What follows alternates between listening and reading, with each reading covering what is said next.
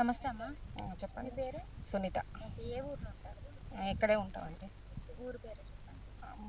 అంటే 10 ఇయర్స్ ఇక్కడే సొంతం కట్టుకొని ఇక్కడే ఉంటాం. సూర్యాపేట. ఓకే. ఏం చేస్తుంటారు? House wife. టైలరింగ్. ఓకే. సన్నబియ్యం వస్తున్నాయా మీకు? వస్తున్నాయి. ఎలా ఉన్నాయండి? బాగున్నాయి. బాగున్నాయి. అవే తింటున్నారా? అవే తింటున్నాం. అమ్ముకోవట్లేదా? లేదు, అవే అవే తింటున్నారు. తింటాం. ముందు కూడా వచ్చినాయి తిన్నాం.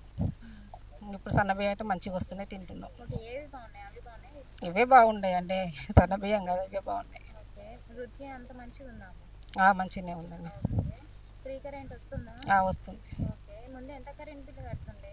అప్పుడు 400-500 వచ్చేది మాకు. ఇప్పుడు ఫ్రీ వచ్చేస్తుంది. ఫ్రీ వస్తుంది. ఏం కట్టట్లేదు. ఏం కడతలే. ఓకే.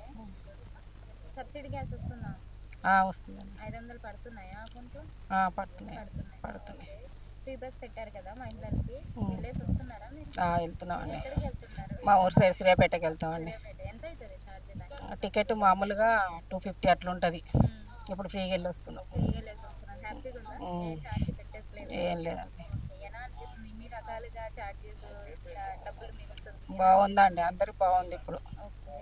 పిల్లలకి అప్లై చేశారా? చేసినాము. ఫస్ట్ సార్ రాలి, సెకండ్ టైంలో వస్తుందని అన్నారు. ఓకే. ఎలా అనిపిస్తుందమ్మా రేవంత్ రెడ్డి పరిపాలన ఎలా ఉంది? రేవంత్ రెడ్డి గారికి ఏం చెప్తారేంటి? ఇంకేముందని బాగుంది. రేవంత్ రెడ్డి గారు థ్యాంక్స్ చెప్తాం. అంతా బాగుందండి. ఓకే. మళ్ళీ రేవంత్ రెడ్డి కావాలా? కావాలండి. మంచిగా చేస్తున్నారు కదండి అందరికీ. Subscribe us and press the bell icon for more interesting updates.